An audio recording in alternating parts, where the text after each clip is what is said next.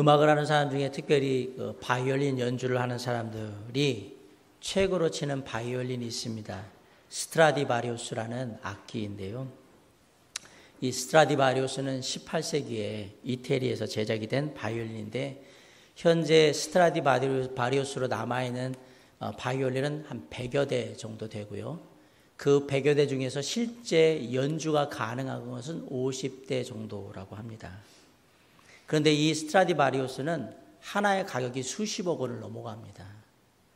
놀랍게도 여러 개의 스트라디바리우스가 있는데 이때 만든 요 스트라디바리우스만 가장 소리가 깨끗하고 좋아서 사람들이 왜 요것만 그럴까라는 궁금증을 갖고 있었는데 이 부분에 대해서 나무의 나이테를 연구하시는 미국 테네시 대학의 마이오 교수하고 기후학자인 컬럼비아 대학교의 비클이라는 박사님이 이 스트라디바리우스의 그 소리의 비밀은 나무의 재질에 있다라고 말씀을 했어요.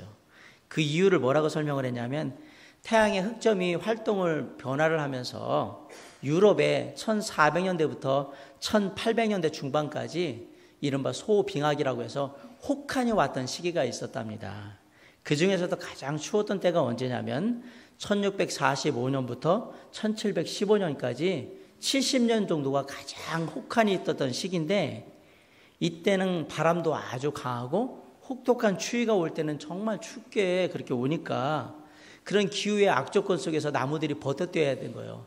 얼어 죽기도 많이 죽었고 그래서 살아남은 나무들이 사실 쉽지 않았는데 그 모진 환경을 견디고 나무가 살아 있었던 겁니다. 그 나무가 살아날 수 있는 배경이 뭐였냐 그랬더니 그 혹독한 추위가 돌아올 때 나무들은 성장을 멈추고요. 안으로 내실을 다져서 내밀도가 그러니까 탄탄한 정도를 더 꽉꽉 채워가지고 이렇게 안으로 자랐던 거예요. 그때에 가장 혹독한 추위를 겪으면서 강하게 자란 나무가 뭐냐면 알프스에 있는 가뭄비 나무인데 요 시기에 있는 알프스 가뭄비 나무로 만든 바이올린이 스트라디바리우스인 겁니다. 바꿔 얘기하면 바이올린으로서 가장 아름답고 청아한 소리를 내는 이 악기의 비밀은 가장 극한의 혹독한 고난을 겪고 난 나무의 재질이 비결이었다라는 사실을 우리가 알게 되는 겁니다. 사랑하는 성도 여러분, 사람의 입김이 언제 가장 따뜻하게 느껴지는 줄 아십니까? 추울 때입니다. 아시네요. 네. 이마에 깊은 주림이 잡히면 삶의 지혜가 늘어가는 것입니다. 그만큼 삶에 대한 고민을 하고 있다는 얘기니까. 사람에게 상처가 깊을 때요, 반대로 이 상처를 극복하고 나면 그 사람의 삶의 활력과 용기, 이런 힘은 더 커지는 것입니다. 재미있게도요, 사람은 고난을 당할수록 강해집니다. 아마도 그래서 하나님께서는 우리의 삶 가운데 때때로 고난을 허락하시지 않는가 하는 그런 이유로 하나를 생각해 보게 됩니다. 때로는 아무리 발버둥을 쳐도요, 이 가난에서 벗어나질 못해요. 그리고 나는 나름대로 건강하게 행복하게 살고 싶었는데 그 끈질기게 육신의 질병이 나를 따라잡는 것을 보게 됩니다. 그리고 삶의 벼랑 끝으로 나를 사업이 실패해서 실직을 당해서 뭔가 일이 잘못해서 막 몰아내기도 합니다. 그리고 세상에 이제 나 혼자밖에 안 남았구나라는 그 고독, 외로움이, 고립감이 밀려오도록 내 가장 가까이 있던 사랑하는 사람들이 죽습니다. 이런 모든 건 다 고난입니다. 누군가 말하길 인생은 고난을 위해서 존재한다라고 말을 하기도 합니다. 그런데 우리가 인생 가운데 당하는 수많은 고난들이 다 같은 고난이 아닙니다.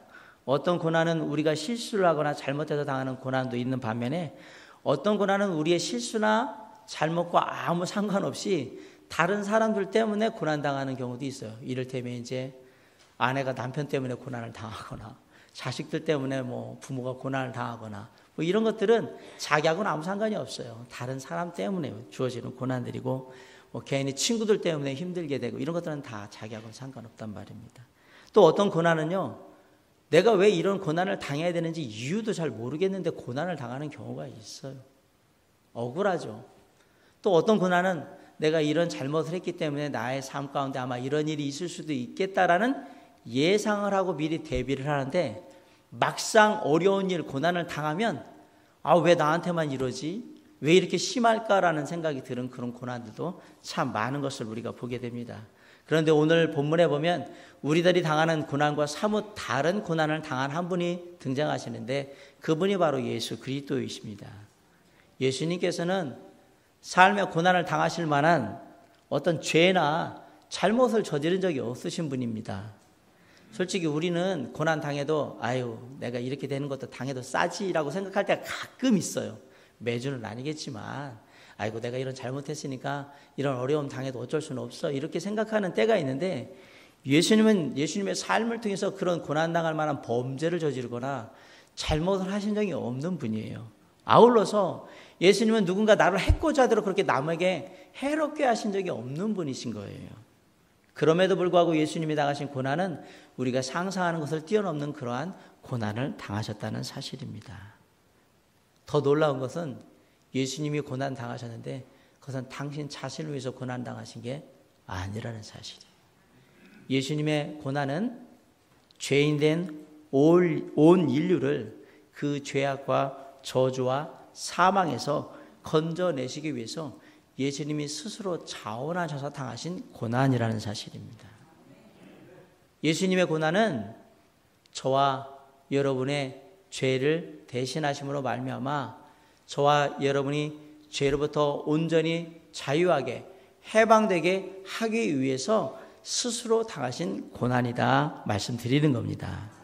그러므로 말미암아 이 예수 그리스도의 고난이 바로 나를 위한 고난이었다는 것을 깨닫고 믿게 되는 사람에게는 하나님의 용서와 구원과 치료와 회복의 놀라운 은혜가 임하게 되는 것입니다. 이제 고난주간을 맞이하여서 예수 그리스도께서 당하신 그 고난이 나에게 내 삶에 과연 어떤 의미를 갖고 있으며 그 고난의 의미를 내가 한 주간 동안 살아갈 때 어떻게 묵상해야 되는지 한번 깊이 생각하는 시간을 가지길 바라는 마음에서 이 말씀을 나누고자 합니다. 제일 먼저 우리가 생각할 것은 예수님께서 영적으로 고난당하셨다는 사실이에요. 고린도서 5장 21절에 보면 하나님의 죄를 알지도 못하신 이를 우리를 대신하여 죄로 삼으신 것은 우리로 하여금 그 안에서 하나님의 의가 되게 하려 하심이라 라고 그랬어요. 에덴 동산에서 아담과 하와가 하나님에게 불순종하여서 죄를 지은 것을 우리는 원죄라고 합니다.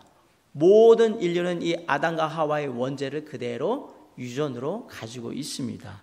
아울러서 그런 죄인된 우리가 내 마음에 원하는 대로 마구 저지른 많은 실수와 잘못들은 뭐라고 하느냐?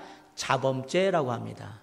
그러므로 모든 사람한테는 예수를 믿기 전에 원죄와 내가 지은 자범죄가 함께 있는데 예수 그리스도께서는 이런 우리 안에 있는 원죄와 자범죄를 다 대신 짊어지셨다 얘기입니다. 예수님께서 겟세마네 동산에서 기도하실 때에 하나님 아버지께서 온 인류의 모든 죄를 담으시고 그리고 저와 여러분의 죄를 다 담으신 죄의 잔을 예수님께 갖다 드렸어요. 그러면서 뭐라고 했냐면 마시라고 했어요. 죄를 알지도 못하시고 죄를 지어본 적도 없으시고 항상 죄에 대해서 죄짓지 말라고 경계하시며 살았던 그 예수님이 졸지에 그 죄의 잔을 마시는 그 순간에 세상에서 가장 큰 죄인이 된다면 여러분이라면 어떻게 하시겠습니까? 여러분은 그 잔을 마실 수 있겠냐 말이에요. 10대들에게 부모님과의 사이에서 가장 많이 하는 말이 무슨 말인가 조사를 해봤는데요. 놀랍게도 10대들이 부모님에게 하는 가장 많은 하는 말이 뭐냐면 싫어요였어요. 싫어요. 반항기가 가득하죠. 사춘기라 그런지. 누군가가 내게 아주 하기 싫은 일을 시키면 뭐라고 하죠? 싫어요. 더 싫으면 뭐라고 그래요? 죽어도 싫어요. 안 해요. 못 해요. 이렇게 얘기한단 말입니다.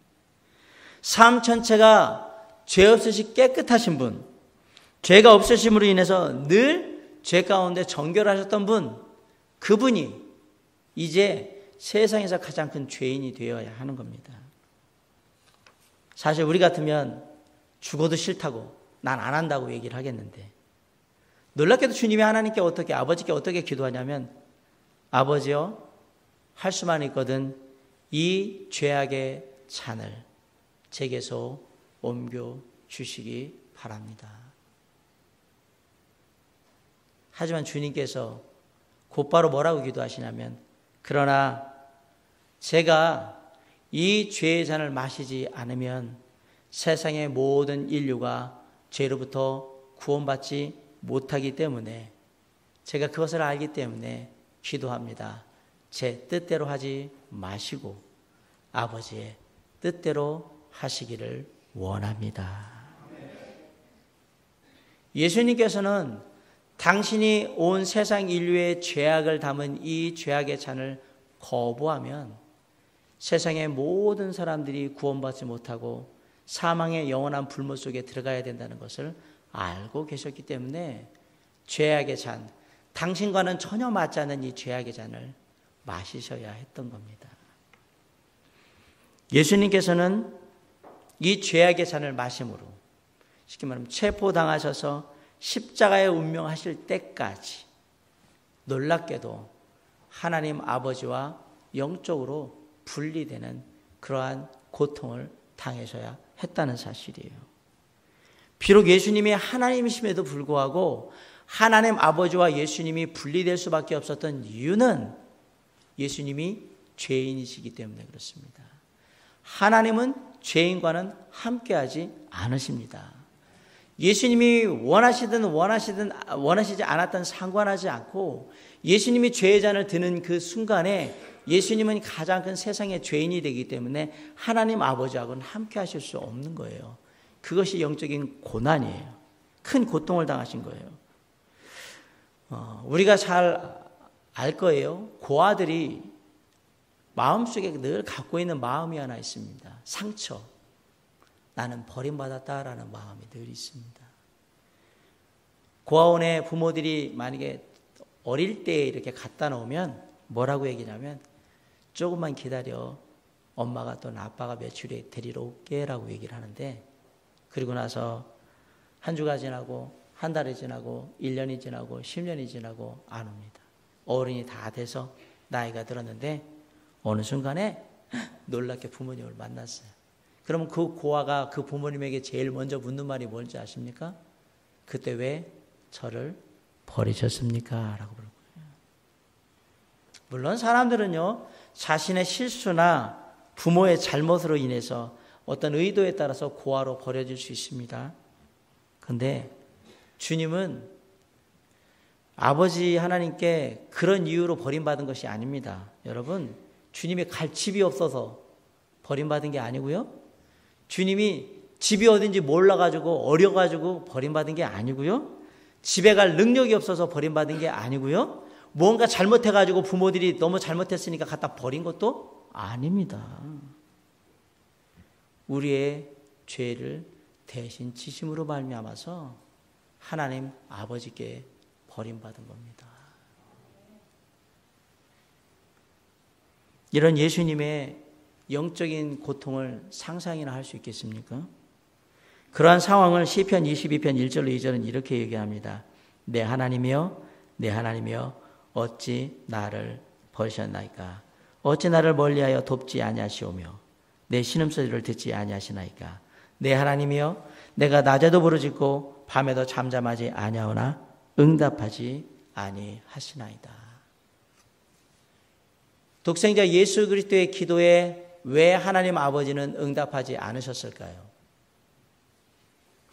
지금까지 창세 전부터, 영원 전부터 지금까지 독생자 예수 그리스도 하나님께서 기도한 중보의 제목 중에 아버지 하나님이 응답하지 않은 제목은 하나도 없습니다. 그러나 딱 하나만 응답하지 않으셨어요. 언제? 예수 그리스도께서 죄의 잔을 드심으로 말미암아 죄인 되었을 때의 그 기도는 응답하지 않았다라고 얘기했죠. 왜요? 예수님이 죄인 되셨기 때문에. 누구 때문에 죄인이 되셨습니까? 우리 때문에 아닙니다. 누구 때문에 죄인 되셨습니까? 우리 교회에서는 항상 나 때문에예요. 우리라고 피하지 마세요. 나 때문에 죄인 되셔서 아버지께서 응답하지 않으신 거예요. 그게 예수님의 영적인 고난이에요.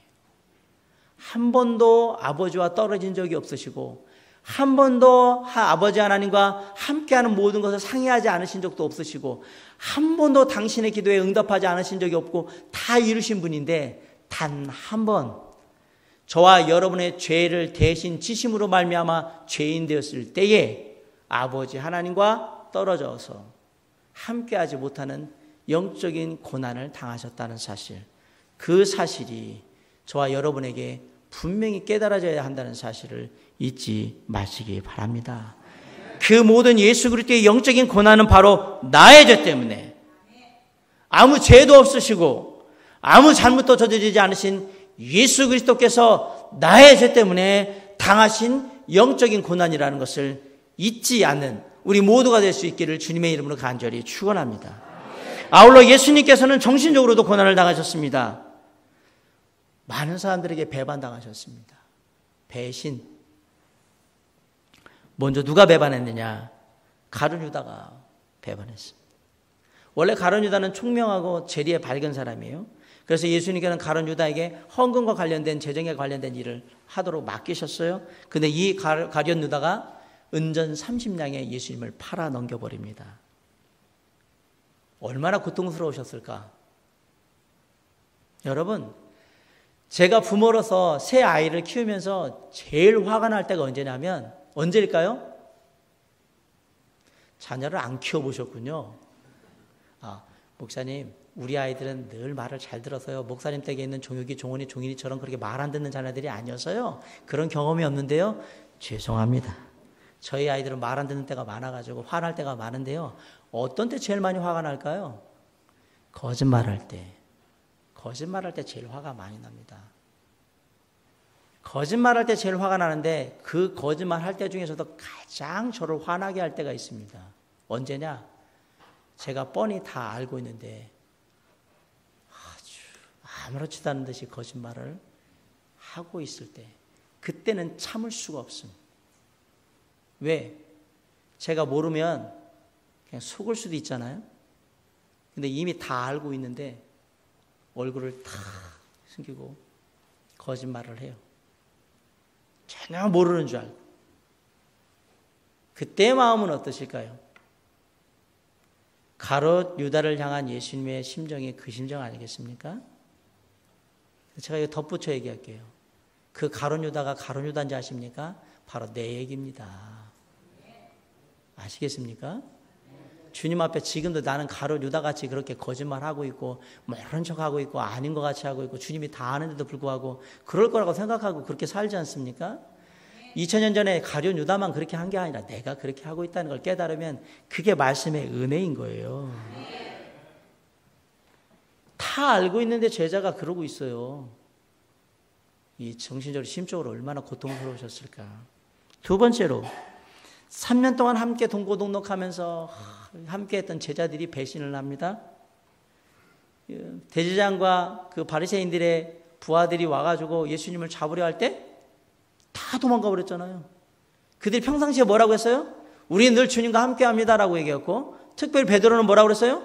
내가 감옥에도 같이 따라갈 것이고 죽어도 주님과 같이 죽을 거라고 뻥뻥 호언장담했었습니다. 그런데 예수님이 딱 잡히러 오자마자 어떻게 해요? 걸음 하나 살려라 다 도망갔습니다.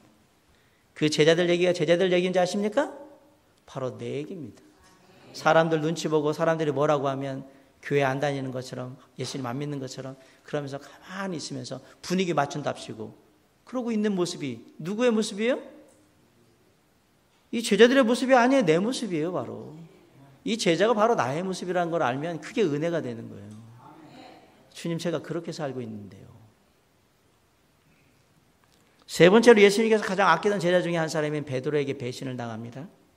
가룟 유다에게 팔려간 예수님이 대제사장들 가야바 안나스에 때려가가지고 심한 모진 고문을 당하면서 거기서 고초를 당할 때에 베드로가 그 안에 들어와서 그것을 살펴보고 있었습니다. 그리고 예수님과 만나게 되잖아요. 놀랍게도 그 대제사장의 뜰 안에서 베드로가 3번이나 예수님을 부인하는데, 세 번째는 하나님의 이름을 맹세하고 내가 하나님의 예수님을 안다 그러면 내 손에 장을 쥔다는 식으로 이렇게 저주하고 맹세하고 부인을 합니다. 그러면서 소리를 막 높이고 탁 봤는데 누구하고 눈이 마주쳐요? 그게 베드로 얘기입니까? 내 얘기입니다. 나는 주님이 계셔도 주님이 안 계시다 생각하고 막 그렇게 하잖아요.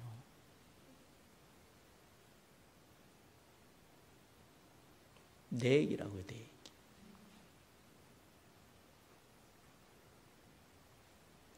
예수님은 지금도 배신당하는 거예요. 나 때문에.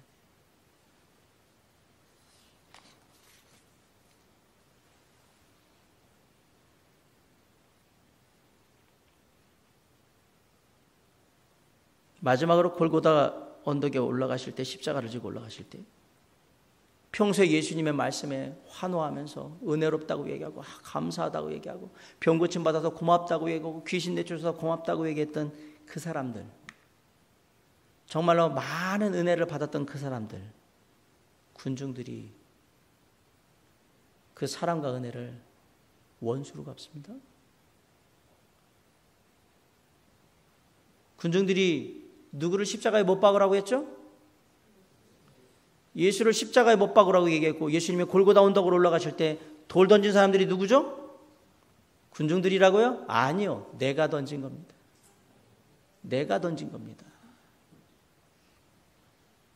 주님이 축복한다 그러면 아멘, 믿습니다, 감사합니다 그러다가 주님이 너가 나를 따라 좁은 길을 올 때 고난을 받으리라 그러면 돌 던지면서 싫다고 얘기하는 게 나 아닙니까? 많은 분들은 이 설교를 하면 주님이 고난당하셨구나, 그게 나 때문에 당한 거라는 생각은 잘 안 하죠. 2000년 전의 일인데 왜 나하고 무슨 상관이 있습니까? 아니요. 지금 내가 똑같이 그들하고 똑같이 행동하고 있잖아요. 뭐가 다를까? 아무것도 다른 게 없어요. 이름만 바뀌었어요.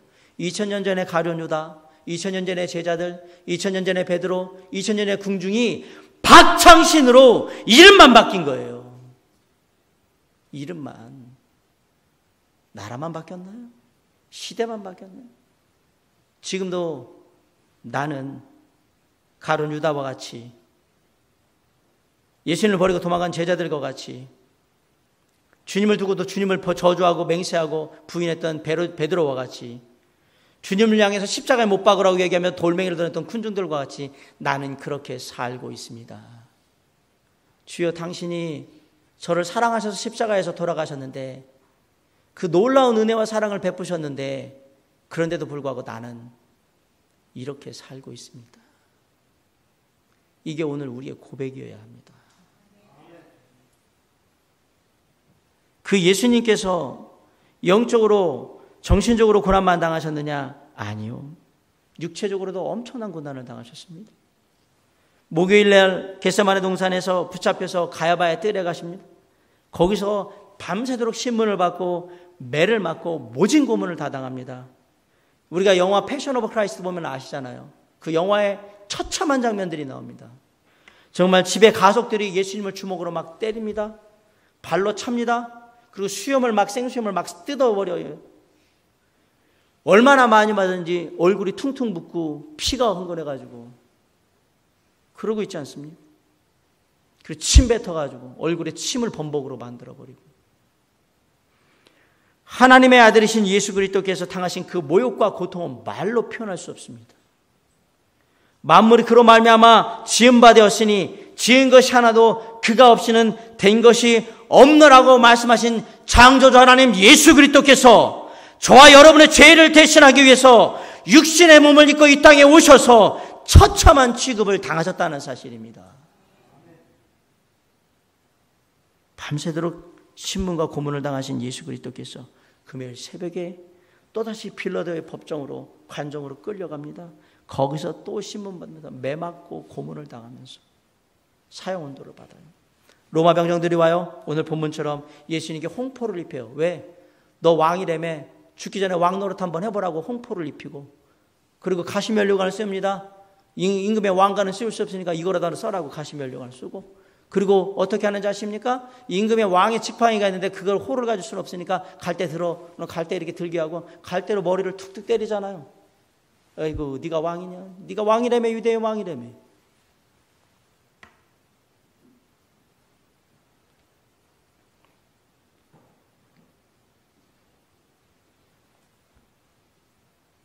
예수님이 왜 그런 취급을 당하죠? 나 때문에. 나 때문에. 밤새도록 한숨도 못 잠으시고 아무것도 못 드셨는데 또다시 나무에 묶고 40에 하는 가만매를 채찍질로 맞습니다. 잘 아시잖아요? 로마 군인들이 갖고 있는 그 채찍의 끝에 무엇이 붙어 있는지. 새 조각이 붙어 있거나 굵은 뼈 조각이 붙어 있어 동물의 뼈 조각이 있어 그것을 때리고 쭉 긁으면 살점이 다 파져 나오는 거예요. 상상이 안 가시면 영화 패션 오브 크라이스트를 한번 보세요. 예수님이 어떻게 고난당하셨어요. 그 매를 39대를 맞았어요. 등가죽이 다 찢기고 뼈가 다 드러나고 피가 흥건하게 나옵니다. 그가 찔림은 우리의 허물 때문이요 그가 상함은 우리의 죄악 때문이라. 그가 징계를 받음으로 우리는 평안을 누리고 그가 채찍에 맞음으로 우리는 나음을 받았도다.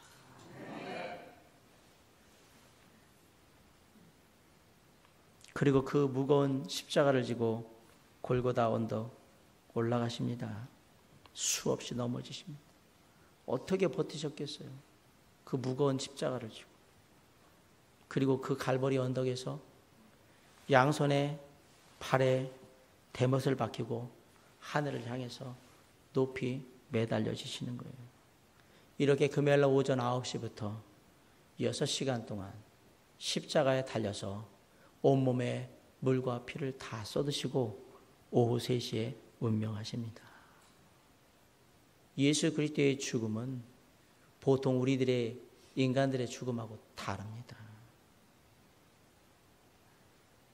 예수님은 나의 죄 때문에 하나님 아버지와 영적으로 분리되는 고통을 당하셨고 나의 죄 때문에 가룟 유다에게 제자들에게 베드로에게 군중들에게 버림받는 고통을 당하셨고 예수님께서는 나의 죄 때문에 수많은 매와 멸시천대와 고통을 당하셨다가 십자가에 달려 죽으신 겁니다. 예수님의 이 모든 고난은 우리의 마음속에 주님이 오실 때까지 내가 주님 앞에 설 때까지 결코 잊지 말아야 될 분명한 사실입니다. 왜냐하면 예수 그리스도의 그 고난은 바로 나의 죄 때문에 받으신 고난이기 때문에 그렇습니다. 아멘? 나 때문에 받으신 거. 그걸 아멘하고 대답하면 내가 하나님을 예수님을 믿는다는 얘기고요. 내가 구원받았습니다 이 얘기고요. 그걸 모르면 아직 내가 구원받지 못했다 이 얘기예요. 간단한.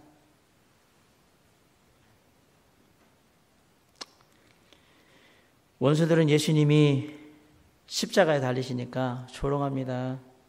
하나님의 아들이면 십자가에서 내려와 보라고. 저가 남은 구원하는데 자기는 구원하지 못한다고 조롱합니다.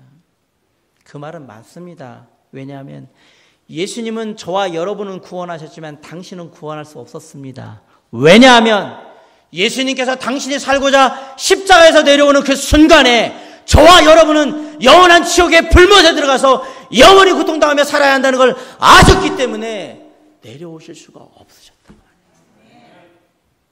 못 내려오시고.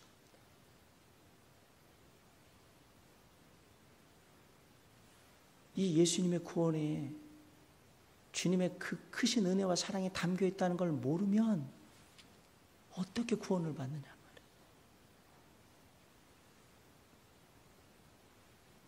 사랑은 모든 고난을 참고 희생하는 게 사랑입니다. 마가복음 10장 45절에 인자가 온 것은 섬김을 받으려 함이 아니라 도리어 섬기려 하고 자기 목숨을 많은 사람의 대속물로 주려 함이니라. 예수 그리스도께서는 너무나도 큰 대가를 사랑으로 지불하셔서 사랑의 대가를 지불하셨어요. 우리를 사랑하셨기 때문에 죄인된 우리를 사랑하셨기 때문에 죄인된 나의 모든 죄를 다 지시고 십자가에 돌아가시는 대가를 지불하신 거예요. 그게 사랑이에요. 이사야 선지자가 그 예수님의 고난을 그래서 이렇게 얘기한 거예요. 그는 실로 우리의 질고를 지고 우리의 슬픔을 당하였거늘 우리를 생각하기를 그는 징벌을 받아 하나님께 맞으며 고난을 당한다 하였노라.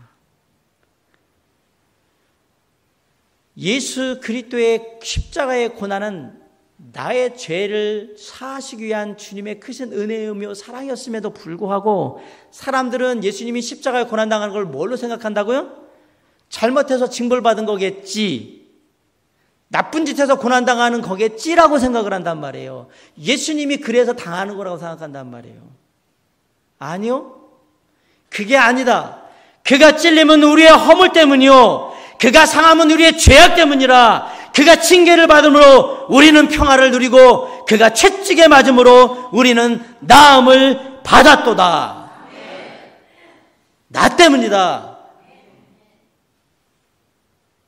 예수 그리스도의 고난은 전적으로 저와 여러분 때문에 받은 고난입니다. 주님이 지셨던 십자가의 무게는 저와 여러분의 죄의 무거움이고, 주님이 지셨던 십자가의 크기는 저와 여러분의 죄의 크기이며, 주님이 당하셨던 그 고난은 내가 당해야 될 고난이었으며, 주님이 담당하신 그 죽음은 바로 내가 사망의 불못에서 당해야 될 죽음이었다는 사실을 잊으시면 안 됩니다.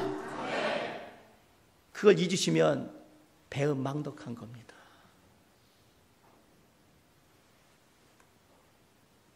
예수 그리스도께서 그 고난을 당하심으로 우리의 모든 죄를 영원히 다 용서하셨기 때문에 그 사실을 믿는 우리에게 영원한 생명을 주셨고 하나님의 자녀가 되게 하셨으며 우리에게 하늘의 소망을 갖고 살게 하신 거예요.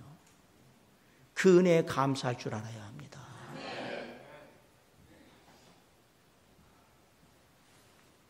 그 십자가에 고난을 당하신 예수님께서 그 십자가에 못 박힌 그 손으로 우리에게 지금 내밀며 이렇게 말씀하시는 거예요. 하나님이 세상을 이처럼 사랑하사 독생자를 주셨으니 이는 그를 믿는 자마다 멸망치 않고 무엇을 얻게 하려 하십니까? 영원한 생명을 얻게 하려 하십니다. 잠언 8장 17절에 이렇게 했어요. 나를 사랑하는 자들이 나의 사랑을 입으며 나를 간절히 찾는 자가 나를 만날 것이니라. 간절히 찾으면 만날 수 있습니다. 예수 그리스도의 고난이 나를 향한 고난이었다는 걸 내가 간절히 마음속에 기억한다면 반드시 예수님이 우리의 삶 가운데 역사하실 것입니다. 나를 구원의 역사를 임하실 거고 구원받은 우리에게는 또 놀라운 하나님의 은혜와 사랑을 누리게 해 주실 것입니다. 이 시간 은혜의 주님, 사랑의 주님 예수 그리스도 앞에 나아가시기 바랍니다.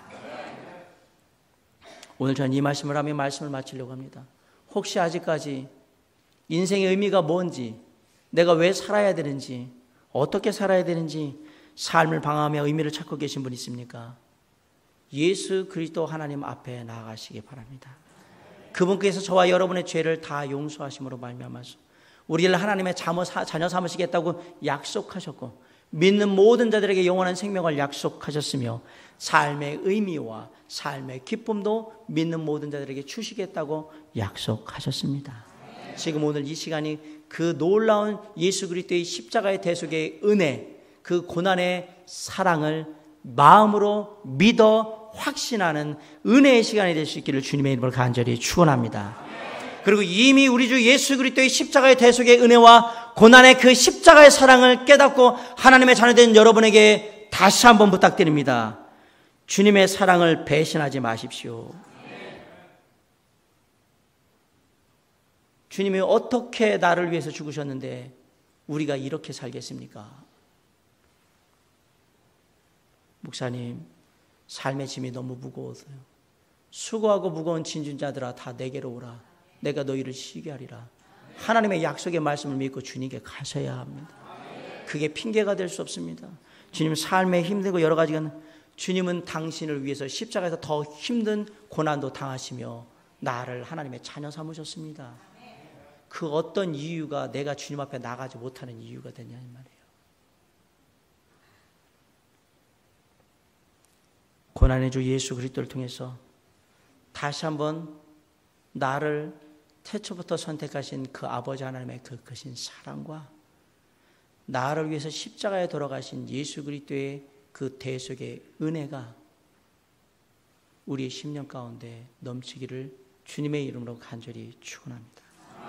아울러 다시 한번 예수 그리스도께서 우리를 대신하여서 그 모진 죄악의 고난을 다 당하시고 우리를 하나님의 자녀 삼으셨는데 그 주님의 크신 은혜와 사랑에 부끄럽지 않은, 조금이라도 그 은혜에 보답하고 기대에 부응하려고 노력하는 그러한 삶이 참다운 그리스도인의 삶이 아닐까 생각해 보면서 이번 한 주간 주님의 그 십자가의 대속의 은혜를 우리의 마음속에 깊이 묵상하는 저와 여러분이 될 수 있기를 주님의 이름으로 간절히 축원합니다. 기도하시겠습니다.